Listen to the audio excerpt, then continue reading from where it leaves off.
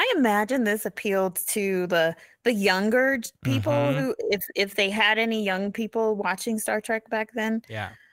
I think this would appeal to them as like, hey, this is now. This is far out, dude. We reach. You know? Perhaps I could use this as an excuse to go to those far-off planets with little polka-dotted people if necessary, and be able to talk about love, war, nature, God, sex, all those things that go to make up the excitement of the human condition. I'm Captain James Kirk. Mr. Spock. Your move, Captain. Jim Kirk of the Enterprise. What's going on? I'm James Kirk. These people are my friends and my shipmates. Leave my crew alone. Out of the question. How about that? James Kirk. It fits like a glove, Captain. Oh, the bonehead ideas. Gentlemen, I'm Captain James Kirk. Get out of my chair. Get out of it now. My greetings and felicitations, Captain. So good of you and your officers to, drop in. Absolutely smashing. Get in, Herbert. We're going Star Trekking. And welcome to Humanist Trek. It's a Star Trek podcast about the humanism in Star Trek. I'm Sarah Ray. And I'm Allie Ashmead. And I want to let everybody know that we are working on a special episode for our season 3 end of the original series wrap party. We have extended a special invitation to our patrons to have a chance at coming on the show to play stupid Star Trek games with us. So if you're a patron, go check the post on Patreon and get that filled out. There's a form. It's not difficult, and, you know, be fun and silly with it. Like, one of the questions is like, why do you think you would be a good guest on the show or something like that? We're looking for people to come on and have a good time. That's all. Yeah. It's a wrap party, basically. Yeah.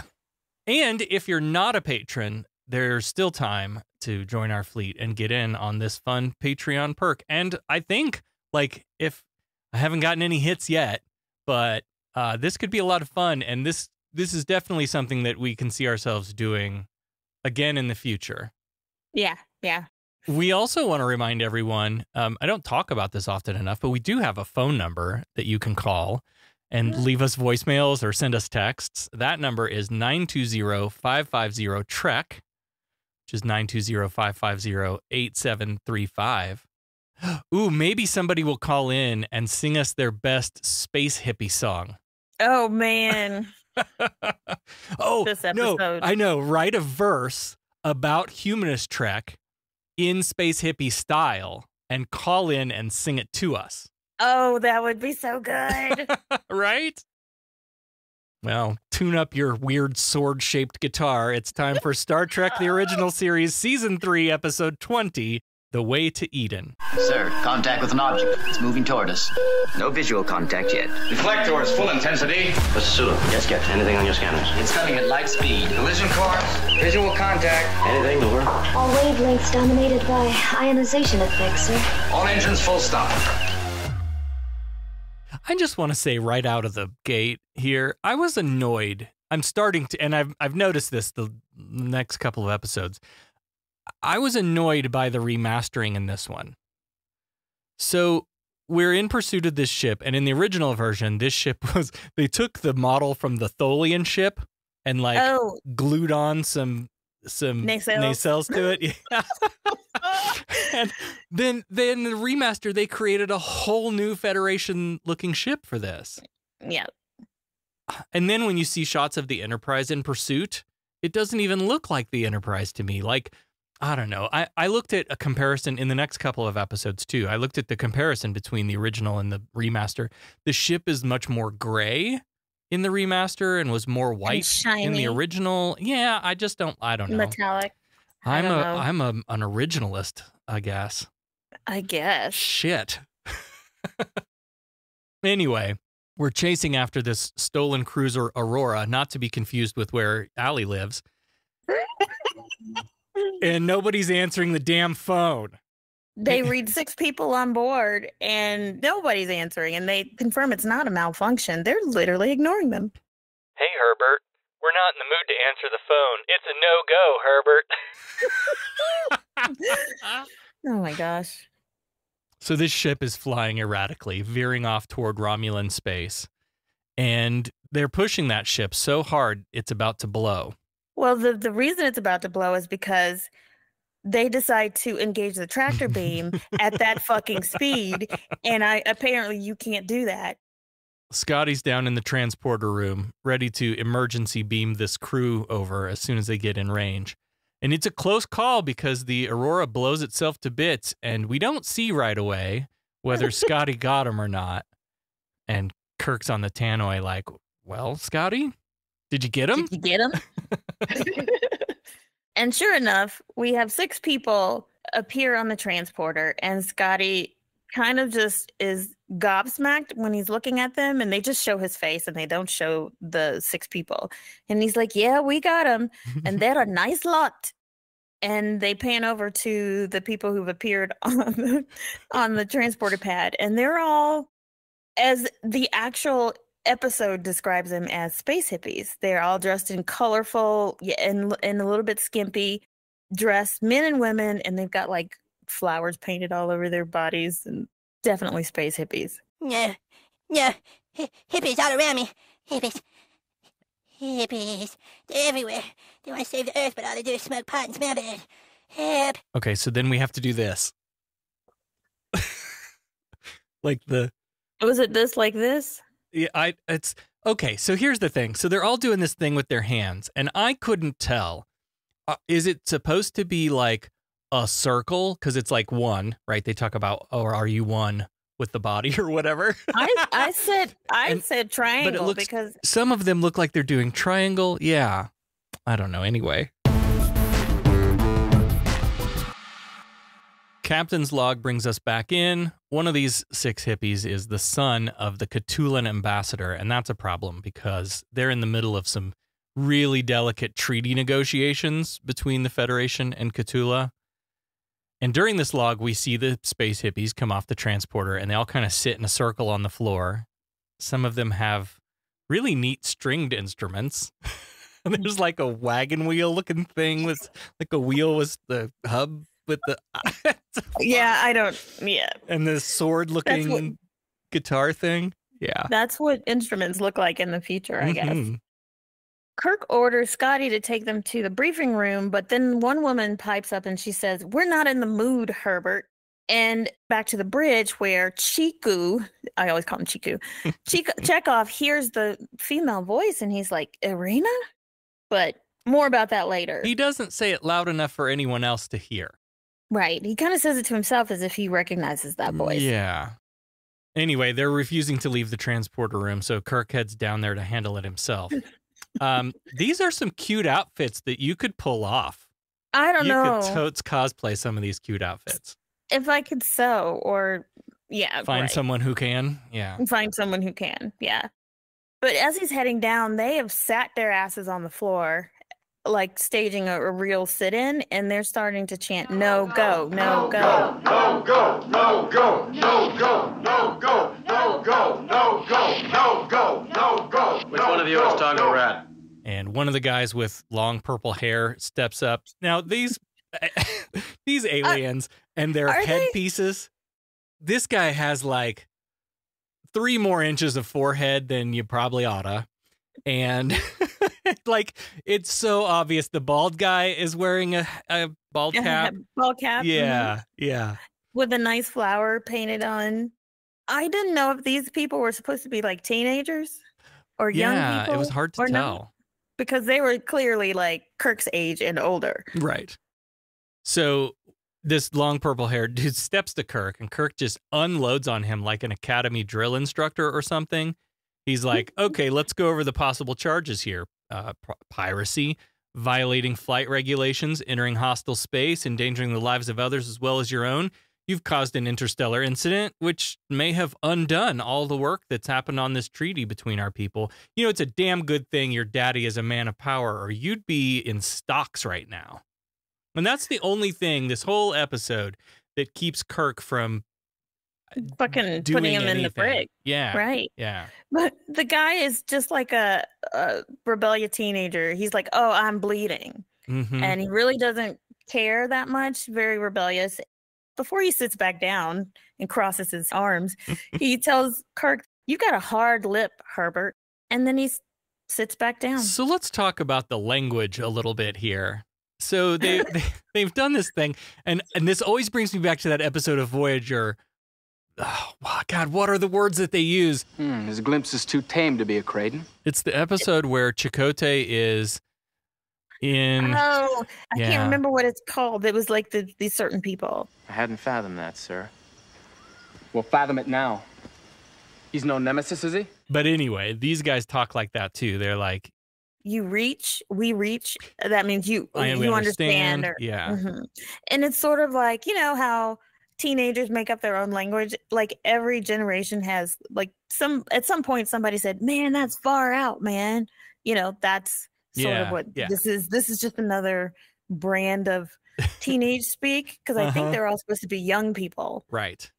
Well, before we go too much further, there's also a lot of other players here, and none of them get name checked until later, which makes it kind of hard to talk about them. Mm-hmm. So Purple Hair is Tongo Rad, played by Victor Brandt, who went on to a prolific voice actor career. Then we have this kind of hothead of the group, Adam, because if we're going to Eden, we need to have a blonde-haired Adam. I know. We all. His face is so recognizable. It's those teeth and that face is so recognizable. That's Charles Napier, who was in a ton of TV and movies. Man, Rambo. I think he was in Rambo back in the 80s.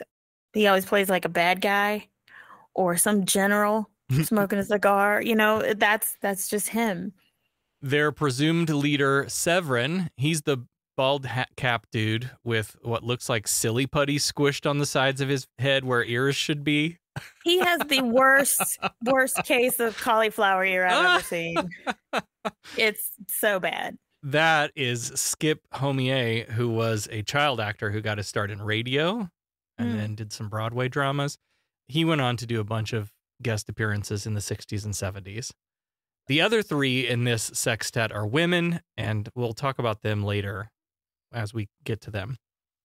So Kirk steps back to Spock, and he tells him to take them to sickbay, but Spock's like, hang on, Jim, I think I'm hip to this lingo. And so Spock steps forward, and he does the circle hands like we saw these people doing when they beamed in. And Spock says, one, and Rad says, we are one. And Adams asks, are you one, Herbert? And Spock's like, I'm not Herbert. And Adam's like, woohoo, fuck yeah, one of us. He's not a Herbert. He says, we reach, which means we understand. So Spock knows about this Hare Krishna JW movement or whatever these people are? How? Because there's 6 people in this group. Yeah. There's 6 believers. How does he know about this? So anyway, Spock takes the opportunity to try to get them to state their purpose. You know, what is your objective? You know, why did you steal the ship? What's your deal, man? And they say that they are looking for the planet Eden and that they're turning their backs on confusion and they seek the beginning. Mm-hmm. Kirk's like, that planet is a myth.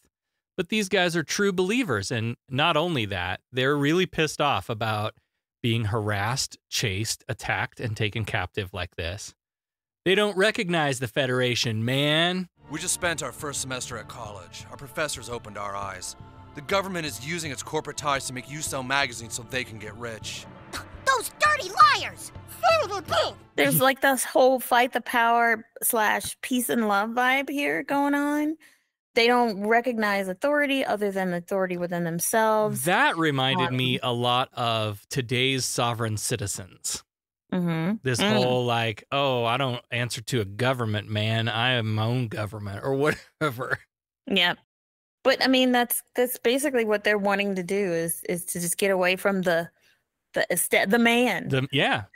And Kirk's like, well, I'm the man on this ship, and that gives me the authority, whether you recognize it or not. And he tells him, we're going to take you to a starbase, drop your ass off. They'll take you back to your various planets. But he reminds them, like, look, you're not prisoners here. You're guests. And we expect you to behave as such. That earns him some name calling because they respectfully asked to be taken to Eden, and Kirk just says, no, you're going to be taken to sick bay and you're going to go to your quarters, and this is not a passenger ship. Kirk pulls this classic boss move where he makes this whole thing Spock's problem. Right? They're like, we respectfully, I request that you take us to Eden. And Kirk's just like, Spock, when they're finished in sickbay, he's ignoring these people now. When they're finished in sickbay, escort them to quarters, give them whatever they need. This is your problem now. So they just start chanting, Herbert, Herbert, Herbert, Herbert, Herbert, Herbert, Herbert, Herbert, Herbert. So Kirk rushes back to the bridge where there's a white girl in Uhura's chair. I was like, excuse me, where's Uhura? She was just out in this episode. I don't know why, but Lieutenant Palmer this is her second appearance, so she's taking over for Uhura. Maybe Uhura just needed some shut-eye. Right, yeah. Maybe Nichelle was on vacation. It didn't say. I looked. It didn't say anything. But she could have been doing like another Broadway or some sort of, because she did do that occasionally. That's true. So Kirk asks Lieutenant Palmer to let Starbase know that they've got the people on board who stole the Aurora, and to also let the Catulan ambassador know that his son is safe. And this is when Chiku decides to tell Kirk that I may know one of those women in the group. Her name is Arena, and they were all at Starfleet together. I felt some type of way about Kirk's response here, because Kirk's like, wait a minute. One of those people went to college? Yeah, exactly. That's very biggity, or what's the word? Because he assumes that just because they're not a Starfleet officer doesn't mean they don't have an education. Right. This has got to be the answer to this week's question, right? What George was all mad about was the way they portrayed the hippies. Was it George or Walter? I don't remember the question. It was Walter. I think it was Walter. I did read why he didn't like this episode at all. Kirk gets the idea pretty quickly that Chekhov's feeling some type of way, having heard this girl's voice, so he dismisses him to go see Arena. And as Chekhov leaves, Spock returns to the bridge, having dropped his new friends off in sickbay.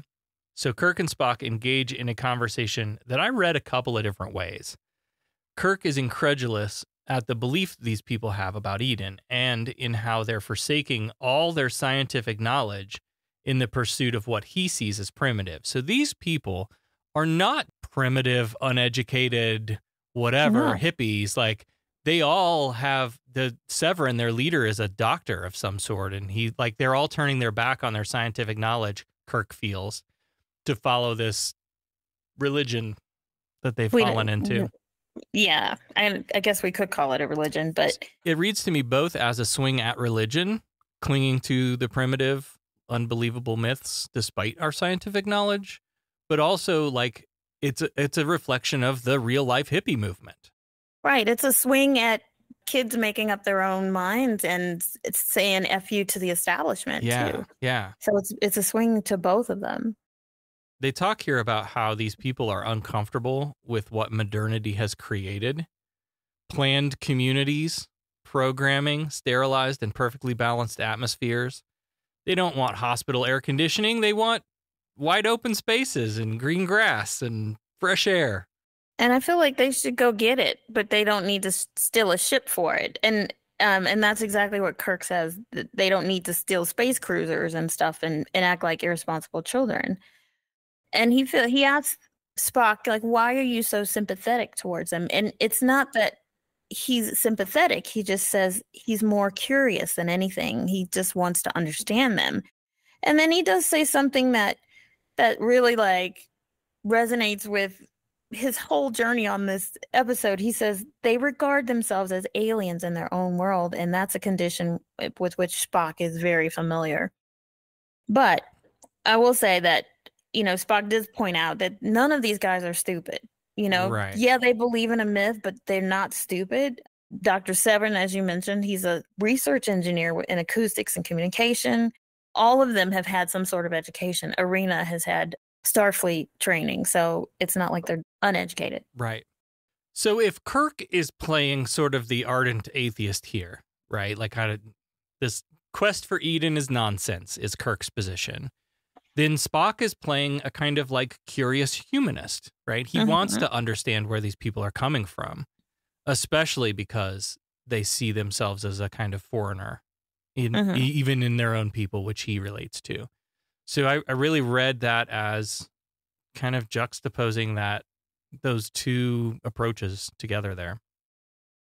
And then Spock explains that Herbert is an insult. Yes, Kirk's like, by the way, what does Herbert mean? Did you have any thoughts about who that was? An internal meaning? No, I didn't. I was thinking, well, is it some like political figure or something? Maybe Herbert Hoover or something. But then I also read that it could have been. There was like rumors that it could have been like an ex-executive producer with it. So I don't know. I don't know if it was a jab at him. Interesting. Who knows?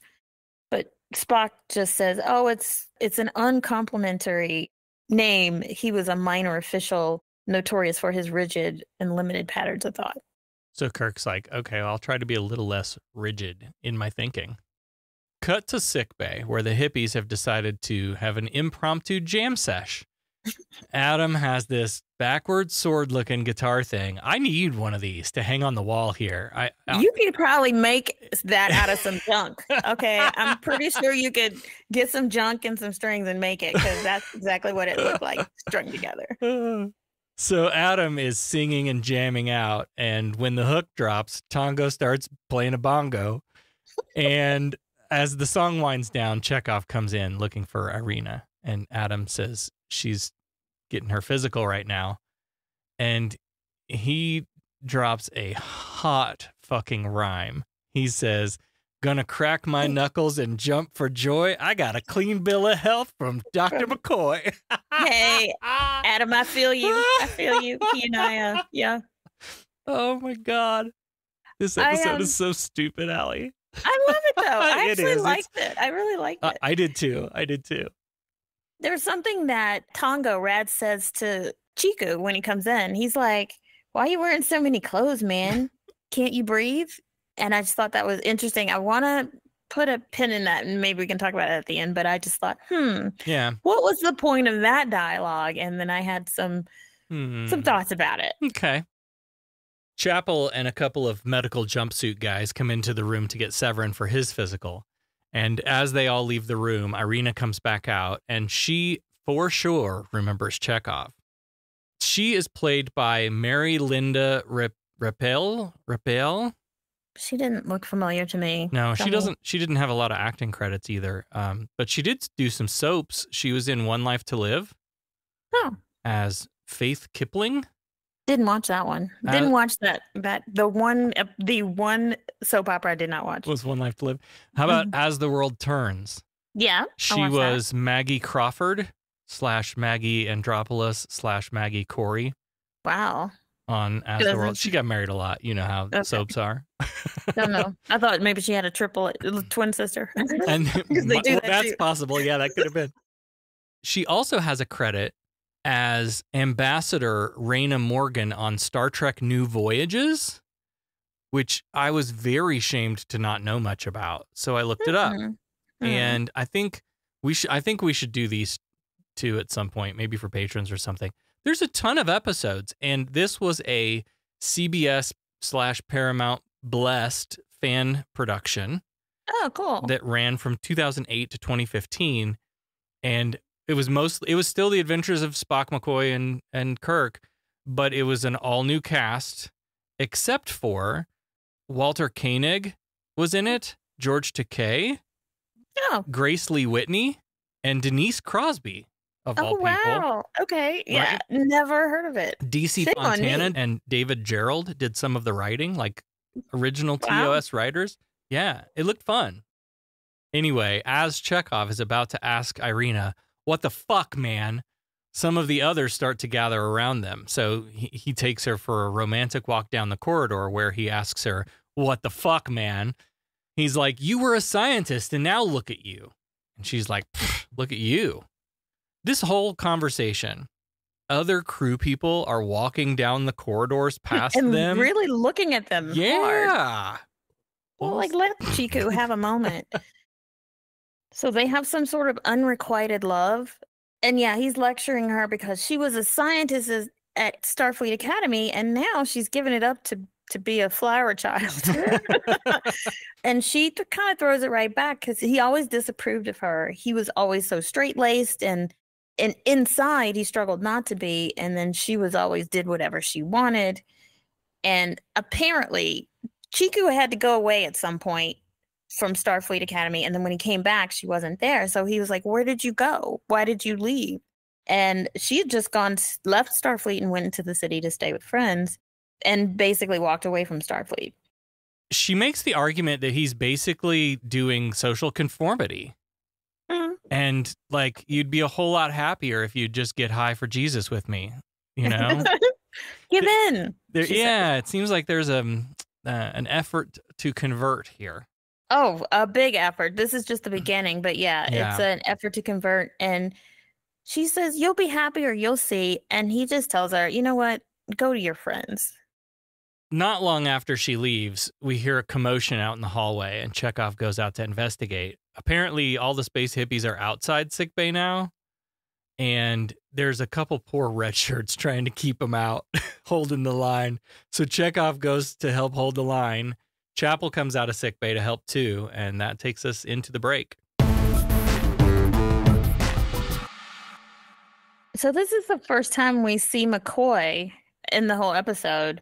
Of course, Kirk is wanting to know what the hell's going on, and the kids are being really rowdy because they want their daddy, who is Dr. Severin, but Dr. Severin is up for it's his turn to do the checkup, and he is refusing to do his medical checkup. And this is where it really gets interesting. And McCoy is pissed. McCoy knows why he doesn't want to have a checkup. Synthococcus novae. Synthocovid. That's what he's got. Yeah, it's a nasty little bug. It's a nasty little bug that was created in a lab in Wuhan, but it got leaked out. Super deadly, caused by all the sterilizing of everything. And, you know, this is an argument that I think a lot of people make about, like, daycares and kids getting sick at daycare. They argue that, like, everything is so sterile now. Every time a kid blinks, you're like, psh, psh, psh, psh, psh, wipe with the bleach or whatever.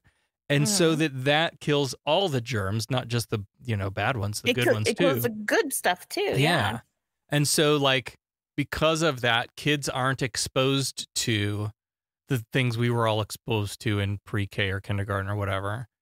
When, back in the 80s when they didn't clean shit. No, and we all ate dirt. And right. everything. Yeah. Drink from the hose and all. Yeah. God, we're old.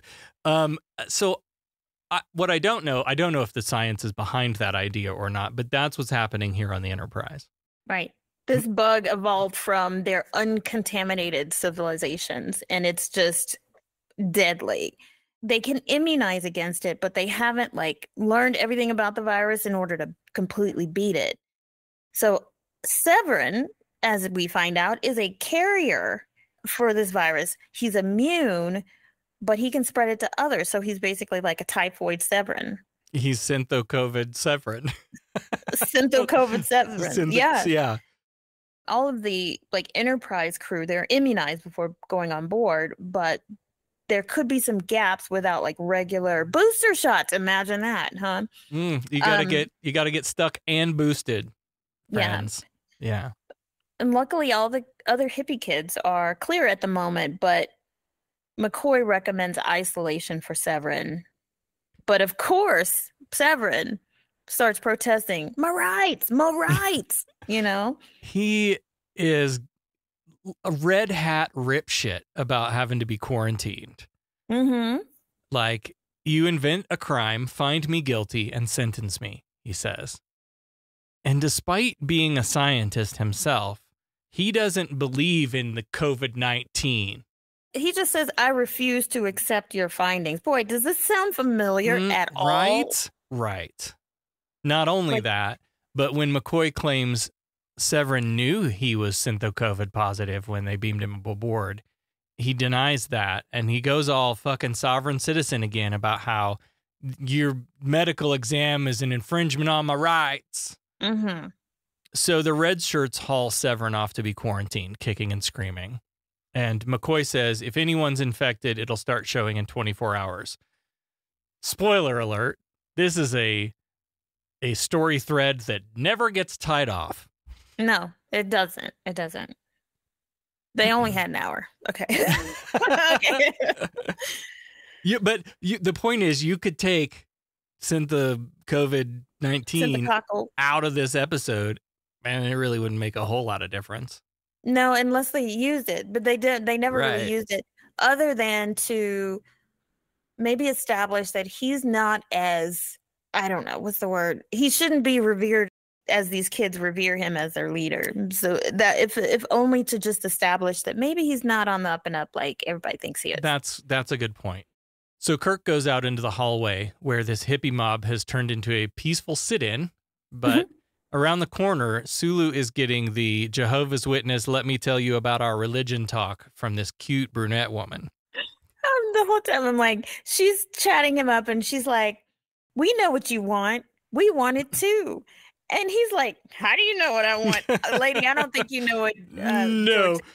Sulu's like, I don't think you know what I want. I don't think you know what I like. You're not what I like. This is acting. But he does say, he's smiling like a goof. Oh, yeah. And he's like, well, it's tempting. And I think she like hands him some sort of fucking rock that she had. They all have like this. I don't know if you noticed, they have like a rock on their uniform. I did not notice that. No. They have like some sort of like crystals. rock with no, it looks like a big stone. Oh, okay. And it was like on their shoulder or something. Each person had it on, and she was handing him the rock. And he's just like, it sounds tempting. He's looking at the rock.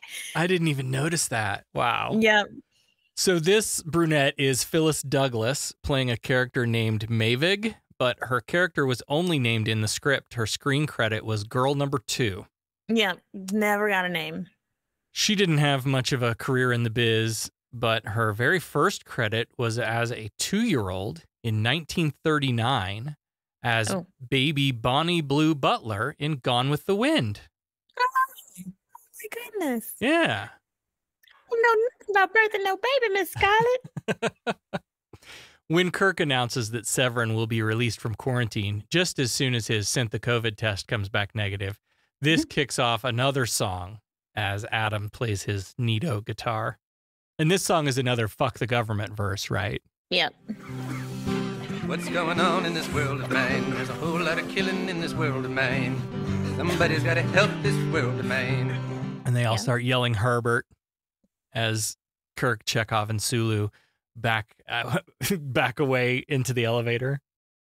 As they're entering the bridge, they have a call from Scotty in engineering saying that one of those whatchamacallit something or others are down here trying to tempt one of his crew to disaffect, which I mean basically leave his, I think that means leave his duties. They've got a whole Jehovah's Witness cart down in engineering now, trying to give pamphlets and shit to the crew. They've set up their chair and they have their little stand that they do. Yeah. So then Kirk is like, Spock, can you please go down and talk to these kids? You are the only one who can get through to them. We get a passage of time captain's log where Kirk explains that if this doesn't settle down soon, he might have to go against Starfleet's imperative to handle these people with tolerance and lock them all up. Lock them up. Lock them up. Speaking of the brig, Spock is down in the brig now trying to get Severin to talk to his people. I think it's funny that all them other rowdy kids are left to be able to roam the fucking ship. And I mean, I appreciate they did put Severin in the bridge because he posed the health risk. But the rest of them should be quarantined somewhere, but they're left to walk around not even escorted by red shirts. Because that's what we do on this ship. I'm surprised they didn't give them a personalized tour of the fucking bridge. Hey, here's the engineering. Let me show you how this works. Yeah. Well, stay tuned. That's coming soon. Yeah. Spock even offers to use the Enterprise to help research and find Eden, if it even exists. And then he'd make a case to the Federation to let these space hippies colonize the planet. But you got to calm these people down. I know hippies. I've hated them all my life. I've kept this town free of hippies on my own since I was 5.5, but I can't contain them on my own anymore. We have to do something fast. Eric, we're talking about potholes right now, okay? It's not potholes you need to worry about. It's potheads. I know what these people are capable of. Johnson, get him out of here. We learn here that Severin did in fact know he was a syntho-COVID carrier, and he's on a no-fly list. He's restricted to visiting only planets where modern technology have made it safe for others. That's a point he's extra pissed about. This restriction feels like a prison to him, and he resents the very technology that allowed him to become infected in the first place and now prevents him from being truly free. And so he says he seeks out the primitives. Only they can help him. Only their way of living is right.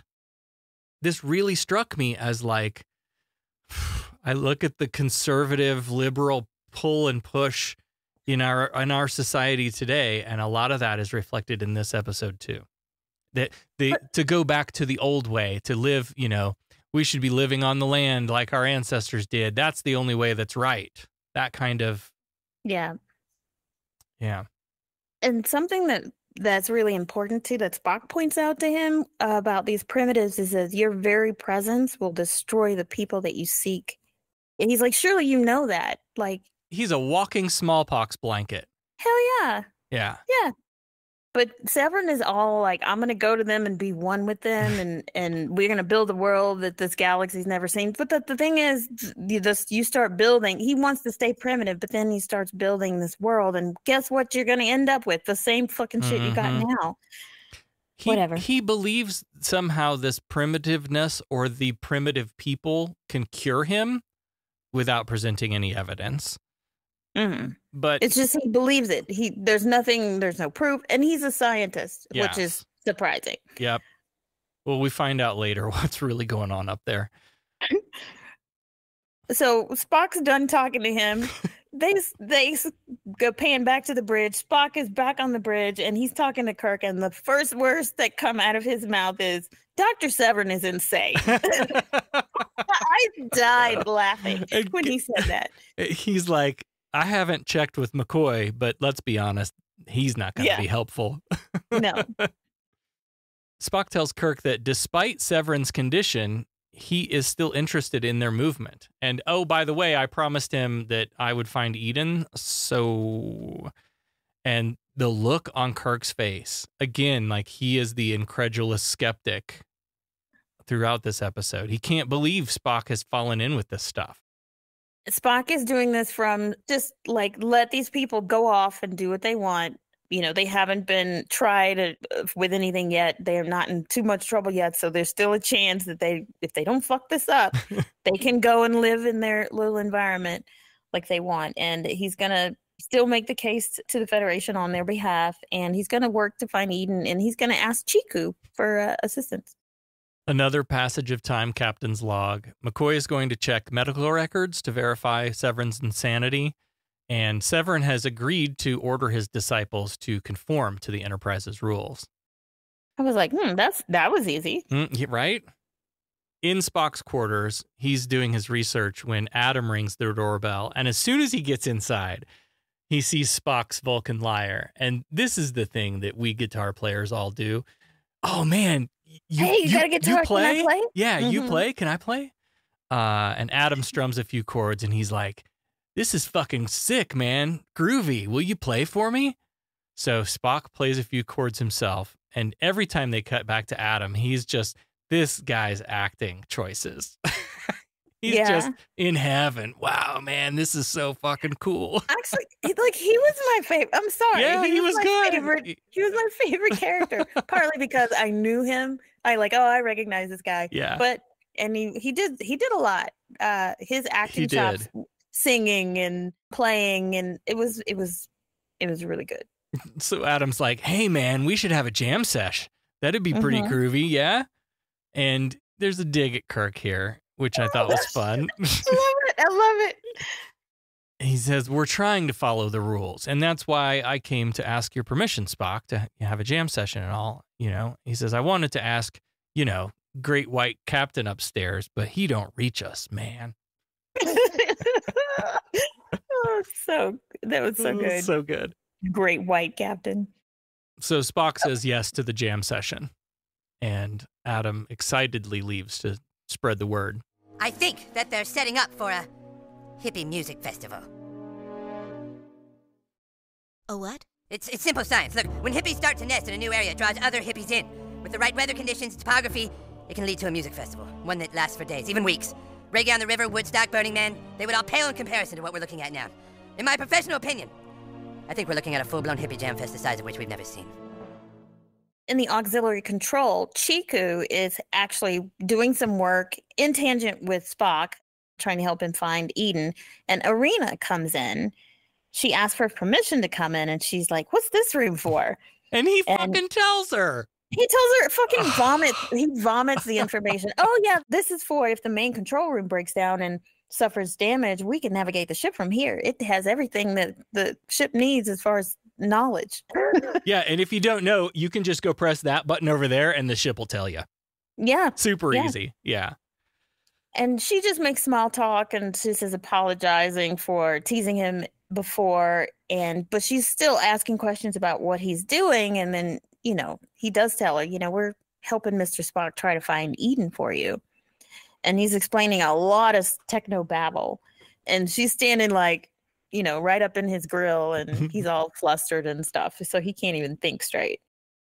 As he's explaining how he doesn't have all this astrophysics knowledge himself, the computer has it. And the sweet love music strikes up, and she thinks this means he is controlled by the technology. And he kind of explains to her that it's just a tool. Speaking of tools, mine's hard now. Oh my. Oh my. Oh my. She's like, I could never obey a computer. And he's like, you never obeyed nothing. You had to be different. You never listened to anybody. And she's like, not different, just what I wanted to be. Doing what you want isn't wrong. And she wants to do him. And they do.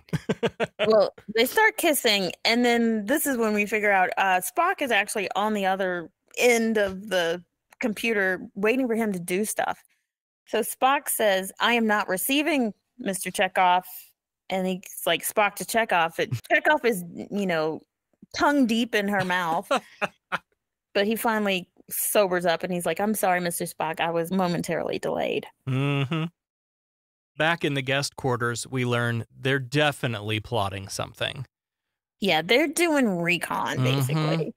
Rad has clocked Sulu and the fact that he's a botanist. And then Adam had done recon on Spock. So that whole act of going in and checking out his guitar was just an act. But he's like, Spock is practically one now. One with the body. Yep. And then Arena comes in and she reports that everything can be handled from auxiliary control. And that the computers have all the information they need. So she was just sort of using Chiku for Chiku. Mm-hmm. So their plan now is to go out and try to win over as many of the Starfleets as they can, and by being nice. I'm sorry, I've been calling them J-dubs this whole time. They're more like Mormons. Kill them with kindness. All they're missing is the bicycle helmet and the white shirt and tie and book bag. But yeah, they're going to swing people for Jesus. I don't know. And we go to commercial on a dramatic musical hit, while Severin stands menacingly behind the force field of his cell.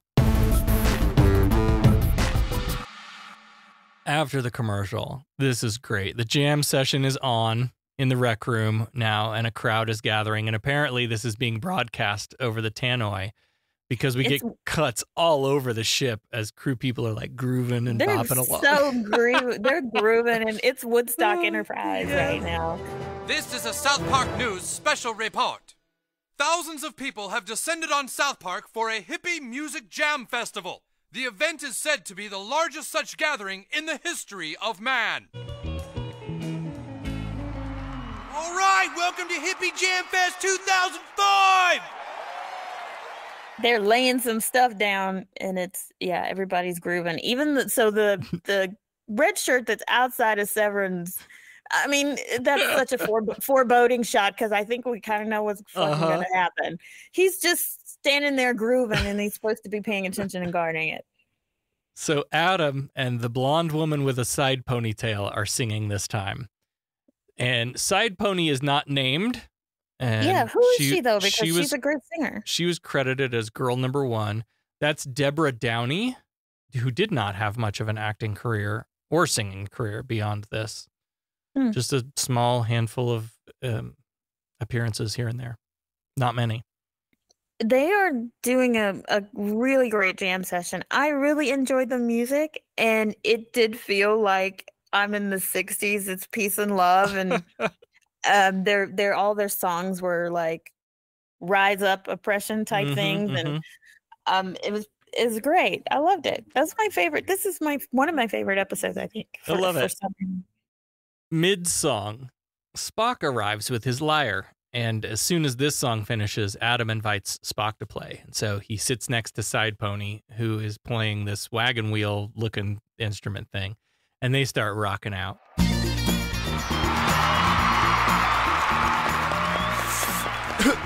Oh man, I can't wait to see the look on those little Eichmann's faces when they hear this crunchy groove. In the distance, we see Adam slip off out of the room while Spock is distracted. We cut down to the brig where the red shirt guarding Seven is bebopping along with his eyes closed.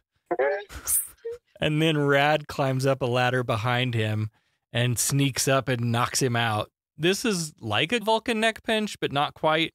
Something else. It's like behind your neck on both sides. Yeah. It seems pretty as effective as a Vulcan neck pinch.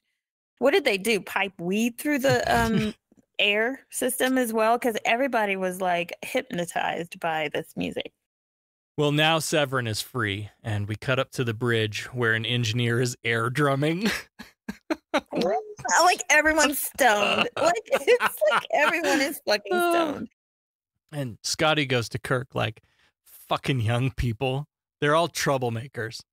And Kirk's like, now, Randy, we were the same way once, too. Don't forget that we were both considered hippies back in the 60s. Yeah, but when we did it, we actually stood for something. I mean, remember Woodstock, Sharon? We actually did something there. Woo! Party! Woo! Woohoo!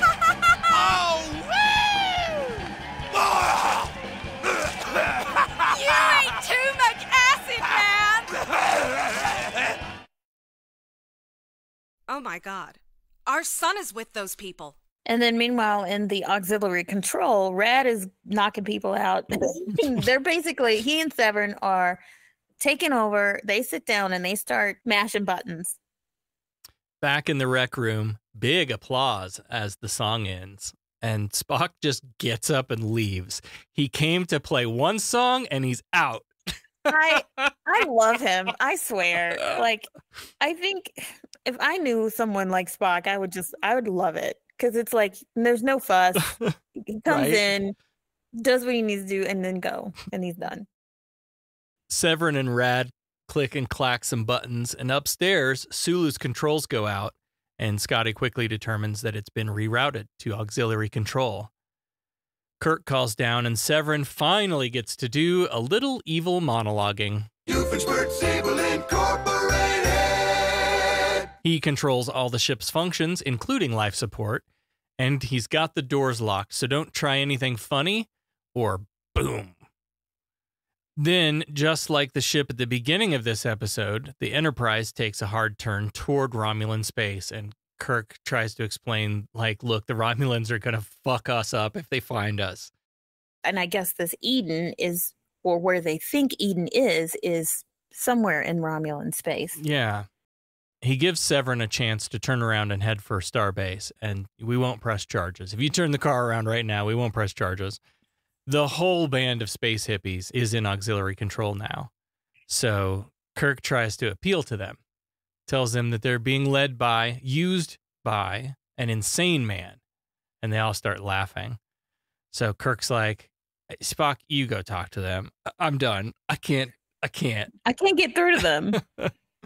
So Spock gets on the mic, and he tells them that there are medical files they can look at in the computer. One showing Severin's syntho-COVID positive test, and another, a psych profile done at the same hospital that proves he's insane. They're not listening. Adam's being sarcastic, and he's like, "Ain't that just awful?" I mean, what?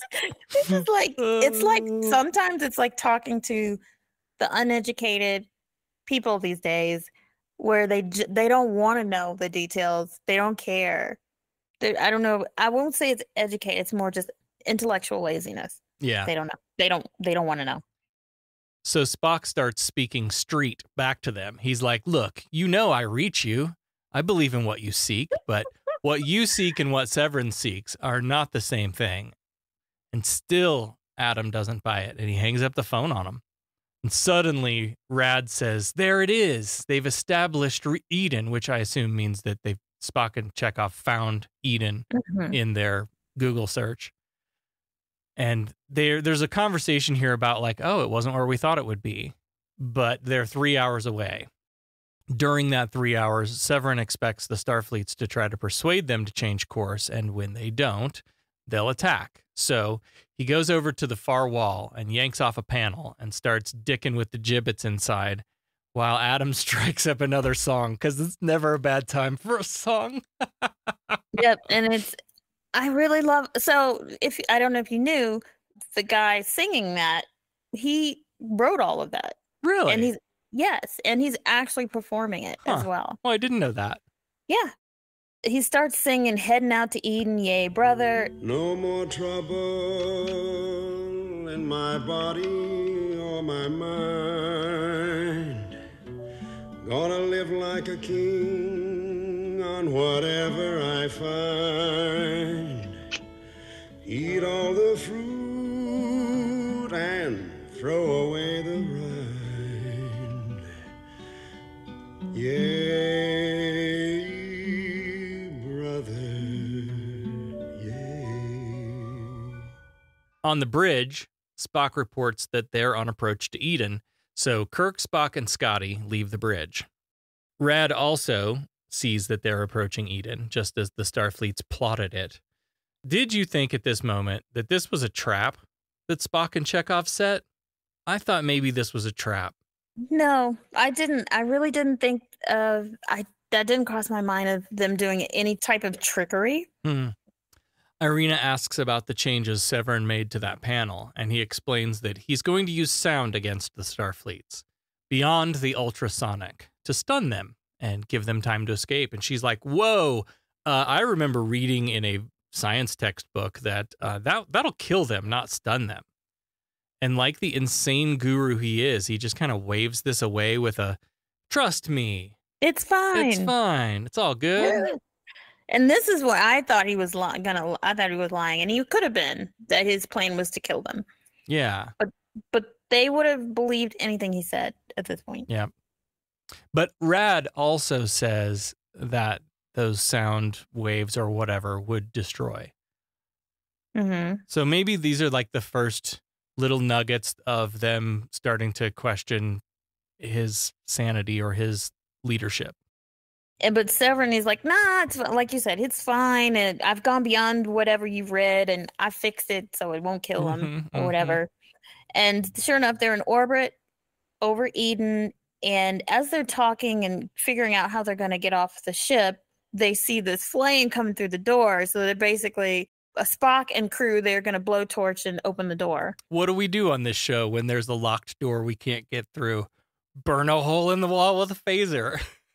And not like go rip the panel. Like these days, they rip the control panel off, hot wire it, and it opens. Yeah, right. Well, the last time they did this, the torch thing didn't cut all the way through the wall on both sides, right? It was just one side. Because this time, Scotty's torching this thing clear through the wall. And that tips off the Space Hippies. And Severin activates this sound weapon. And we get some great shots around the ship as people like grab their heads and drop to the ground in pain. Did you Yes, I know. recognize it is footage. some reused footage here? Yeah. Yes. Yep. It was from Spock's brain or something, I think. Yeah, the scene where Chapel's holding a tray of medical instruments and just like drops with the I remember when I saw that the first time, I'm like, damn, she fell hard. Yep. She fell hard. That was such a memorable fall that I recognized it. And then I went to look to see if that was a thing. Yeah. She fell so hard. Yeah. I'm like, yep, that looks familiar. And then also, I think the people in the corridor also passing out from the sound. And right outside the door, as they're blowtorching, Spock and Kirk and Scotty are also writhing in pain at the noise. Spock, of course, with his extra super hearing, hears it first. Adam and the girls start singing again as the camera cuts around the ship, showing everyone unconscious. And Severin declares it's time to leave for Eden at last. Kirk, Spock, and Scotty come to the hallway, and Shatner overacts his way into the room to turn off the ultrasonic weapon. This was classic Shatner. But then he calls around the ship, no answer. Finally, Sulu on the bridge answers the phone, and this didn't make any sense to me. Kirk asks, do we have control of the ship? And Chekhov says, no, control is still in auxiliary, which is where Kirk is standing. They are. Yeah. That's true. Oh my goodness. I did not think of that. But then Kirk says, can we break out of orbit if we have to? But Sulu says, I think so. So wait, what? But then someone calls from the hangar deck and says that the shuttlecraft, it's the Galileo again. Oh no. That it's been taken while we were all knocked out. And so they're looking for Romulans because they are close to Romulan space. This whole episode, I have my finger hovered over the button that plays Straight Out of Romulus. I'm waiting for the Romulans to show up so I can play the drop. I'm waiting. It never fucking happened. No. So, yeah, they only got an hour. I mean, because that would have added to... Oh, yeah. The drama at the end is like a Romulan ship is coming in on sensors, and that would have just been, You perfect. Could have made it a two-parter if you'd have stuck the Romulans in here. Oh, man. 100%. Oh, well. So Spock has the Galileo on the planet on his sensors, and except for the space hippies on the shuttle, he reads no life on the planet at all, neither humanoid nor animal. So they call up McCoy to meet in the transporter and plan to beam down to coordinates that will keep them hidden so they can sneak up on them. Let the space hippies think that they succeeded in destroying them, give them the jump, and Kirk leaves Scotty in command with instructions to try to explain it to the Romulans if they show up. Good luck. Good luck. The Romulans are gonna shoot first and not give a shit about talking. So as they beam down to the planet's surface, this is also another reused planet surface scene. I think they show this gorgeous mountains and lake and stream, and I think this is the one from Shore Leave. Yeah, it might have been. So KSM plus Chekhov materialize and remark about how this sure is like Eden, another fucking paradise planet. McCoy's like, I swear to all that is holy, if a fucking rabbit comes hopping out of those bushes, I'm out of here. Quit. So they're gonna split up and go search for the hippies. And then Chiku, I guess he starts touching flowers because the next thing we hear is a scream from him. And this is when we find out that the grass and all the plant life is full of acid. I'm like, Jesus Christ. And even the fruit is poisonous to humans. And we learn that very quickly as Spock finds Adam lying dead on the ground next to some kind of fruit with a bite taken out of it. Oh my God! They've killed Adam. You bastards! I don't know if you saw this as the camera held on Adam dead on the ground, but at 45:31, his fingers move. He's laying kind of like this with his hand up here, and you can see his fingers twitch. He's supposed to be dead. He's an actor. Sarah. But I saw it. But he's not. This isn't real. Okay. What? God, I can't wait till we get to Futurama. McCoy comes over and scans the fruit. Deadly poison. And Spock says, well, his name was Adam. I mean, I didn't take it that way when he said it, but that's a good point. No, this was Adam who ate the fruit in the Garden of Eden, and he dead. In the distance, they see the shuttle, and as they approach, the doors open, and hippies come spilling out with burns all over their bare feet. Finally, Severin comes to the door, and his feet are all burned too. McCoy wants to get them all back to the Enterprise, where he can help them, but Severin refuses. None of us are leaving Eden. And he, leaps up and runs to the closest fruit tree, and despite Kirk and McCoy, yelling at him to stop, and he runs up and grabs a fruit, which doesn't burn his hand, by the way. So the flowers will burn your hands, but not the fruit, I guess. The ground will burn your feet. Anyway, he takes a bite and falls out of the tree dead. Oh my God! They've killed Their leader, Dr. Severin. you, bastards! The bodies are piling up, Allie. Hope you're ready. Oh, yeah. I'm ready. Back on the bridge, Palmer reports that she's got Starbase on the phone now, and Kirk tells her to let them know that we have 4 of the 6 ready to beam down. Scotty's in the transporter room where 3 of them are ready to beam down. But waiting on the 4th, guess which one the 4th is? She's got to say goodbye to her Chiku. Chiku. Kirk does ask Chiku if he wants to attend, and Chekhov is feeling responsible for it. I don't feel like he did anything terribly wrong. No. But he wants to apologize for his conduct. He didn't maintain the officer. He didn't keep it in his pants. Apparently not. They, they didn't show that, but yeah, so he's submitting himself for disciplinary action because he just feels like he lost his Starfleet decorum. Kirk's like, hey, kid, don't worry about it. We all do dumb shit when we're young. Yeah, I mean, look how many women I've fucked across the galaxy. Right? No big deal. So Chekhov gets up to go to the elevator to go say goodbye, and the doors open, and Irina steps out onto the bridge because everyone's welcome on the bridge. This time, they found each other. Last time, he went looking for her, and she'd already gone. This time, they get to say goodbye. One last kiss, and Irina challenges Chekhov to be incorrect sometimes, and he challenges her to be correct. Spock tells Irina that he still believes, for some reason, he still believes, and hopes that she continues the search for Eden. And he says, I have no doubt but that you will find it or make it yourselves. She leaves, and I thought this was funny. Kirk goes over to Spock and kind of leans over. And he says, we reach. As if, hey, I'm cool now. I'm using the kids' slang. And that's how they end the episode. Stupidest thing ever. Oh, God. Oh, my God. We should end this episode saying Riz or something the kids say these days. You can't, old people like us, we can't say the hip lingo. Was it Riz as their charisma? Yeah.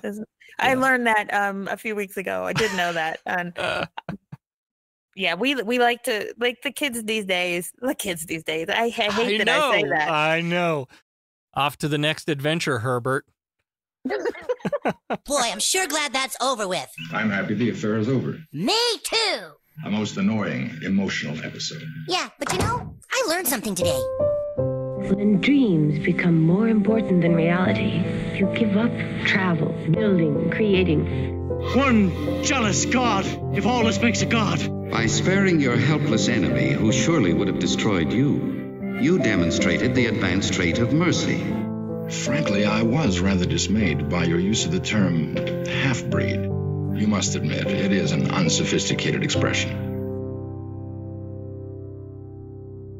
So I wanted to go back to that one scene where Chekhov comes into sickbay and Tongo Rad asks them, why are you wearing so many clothes?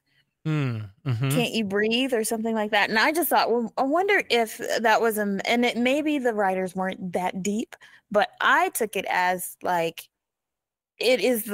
framed this to be like the 60s, like the sort of free thinking time, and people are fighting the establishment. And I thought maybe that those clothes just represent the heaviness of Starfleet, the heaviness of responsibility, and the fact that he can't breathe, meaning he's not free. You know what I mean? Yeah. I think part of it is, I think those, rowdy kids in the 60s would have looked at a military uniform in that same way, right? Yeah. Or even a suit, right? Remember, the monkey suit. Put on the monkey suit. Like anything authority. Anything that represents that authoritarianism. Yeah. This is Star Trek's first big swing at anti-authoritarian ideas. Yeah, but just also, I imagine this appealed to the younger people who, if they had any young people watching Star Trek back then. Yeah. I think this would appeal to them as hey, this is now. This is far out, dude. We reach. A lot of people talk about Star Trek is a futuristic socialist utopia, and that's kind of a shorthand, of course, because it's not. Embedded in that is this kind of strict quasi-militaristic organization at the center of this whole thing. So yeah. There's rules and chains of command and authority. And the Space Hippies show an almost complete reversal of that idea, right? Because they were following this guru leader type. Mm-hmm. But their quest was for a true independence and self-determination. I always think it's interesting how they always end up painting the leader of these types of movements as, well, do they paint them as insane or are they insane? Mm-hmm. Because when we look at what's happening today and there's this cult movement who's following this one specific person, he's insane. Right. We know he's insane. Right. But he's got a cult following. Mm-hmm. But then they paint Severin as, well, he's also insane. I think people need to question whatever they're doing all the time and not follow somebody blindly, because that's exactly what they were doing, because he was going to lead them to their death out of his own selfish whatever's going on in his head. Oh, yeah. I had forgotten now and just remembered. Also, he's got COVID. Oh, yeah. We never came back to that. Never mind. Disregard the COVID. Well, and he wants the right to spread it around. Why should I wear a mask? Right. Why do I need to wear a mask? Yeah. It's my right. Oh my God. Stop treating me like I'm like a prisoner. Oh, yeah. Yeah. Again, Star Trek continues to be relevant. Yeah, yeah. And I feel I love that Spock appreciates their quest on finding Eden. And maybe like he said, maybe they can make it themselves if it doesn't already exist. Stop looking for a planet and maybe just make what you're looking for. Because, you can do that. But don't follow people blindly, because it's their people are looking for a leader and they're just mindless without a leader. And beyond the leader, this whole quest for fucking paradise planets or whatever, sometimes the grass isn't greener on the other side. Yeah, sometimes it's acid. Sometimes it's fucking acid. Yeah.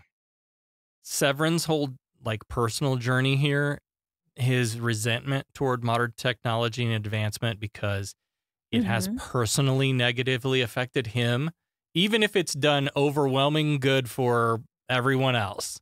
It has been a negative on his life. And so collectively, then, the journey to find Eden being about humanity's constant quest for a world free of conflict and suffering and inequities. Mm-hmm. I love this episode, actually. It was a good one. Yeah. And now and then, it's time to honor the dead. 2 died in this episode. Wrote a rhyme about it. Want to hear it? Here it goes. Dead jump.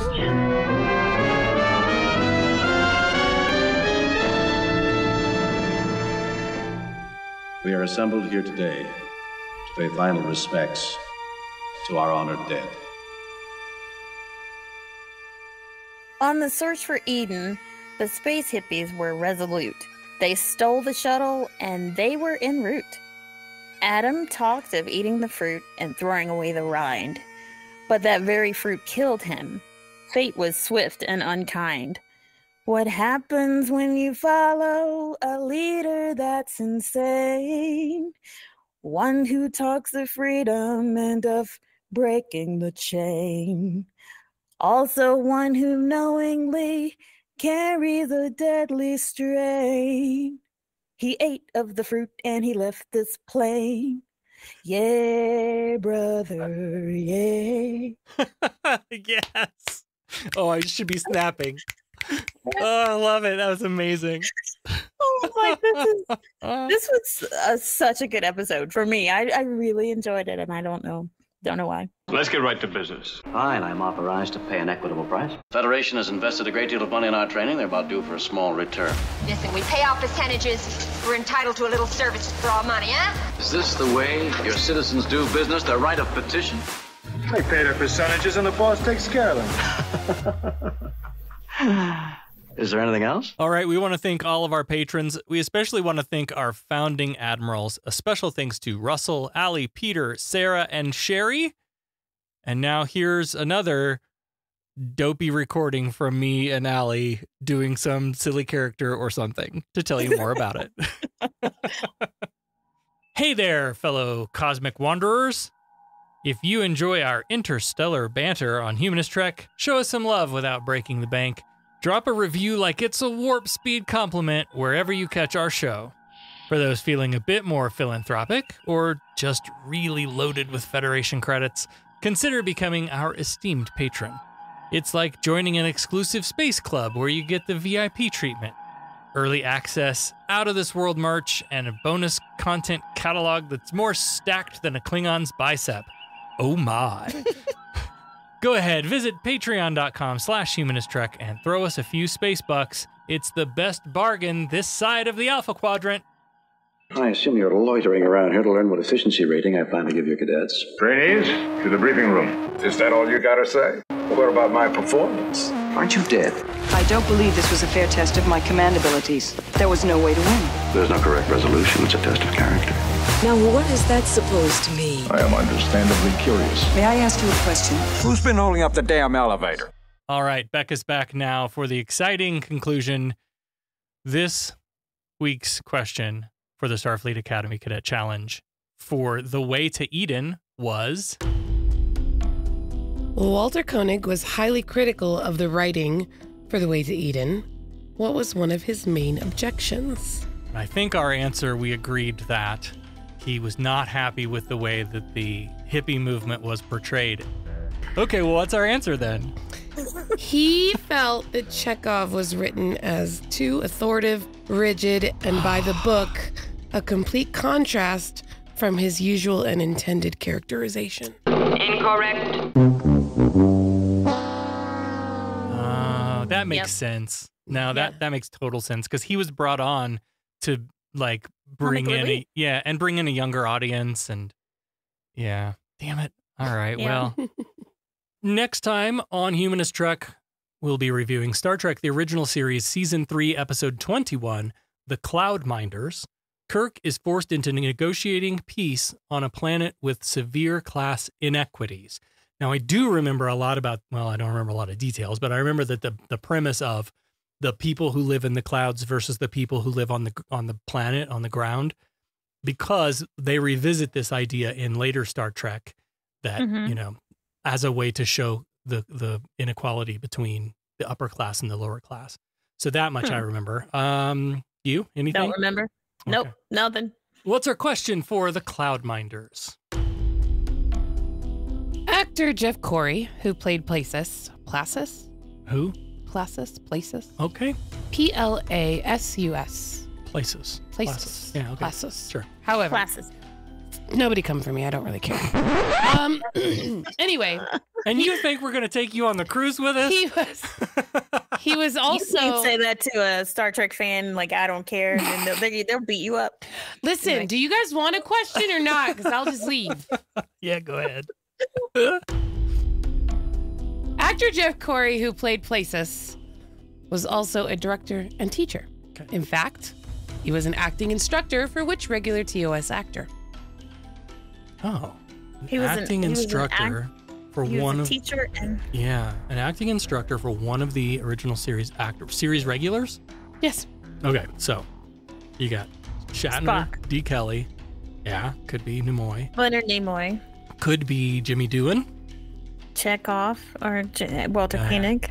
He was a regular teacher and instructor for one of those guys. George Takei. Do you have a gut instinct? Do you have a gut feeling? Because it could be any of them. I really don't know. But I'm gonna go George Takei. Okay, I'm gonna go wild and do James Doohan. Maybe it has something to do with voice acting or like the language thing. I don't know. Oh, that could be Chekhov too with the Russian accent. I don't know. I'm gonna stick with James Doohan. All right, we're locked in. If you'd like to play along, head over to your social media, share this episode with the hashtag Starfleet Challenge and your answer, and we'll pick out our favorite, the funniest. Maybe it's correct, maybe it's not, and we'll pick out a winner. Next time on Humanist Trek, Star Trek: The Original Series, Season 3, Episode 21, The Cloudminders. Diftor Hech Smugma. Kapla! Humanist Trek is available wherever you replicate your podcasts. Follow us on all the social medias at Humanist Trek. Become a patron at patreon.com/humanisttrek. Open hailing frequencies to podcast@humanisttrek.com and visit our website, humanisttrek.com. Humanist Trek is a production of Sarah Austin Media.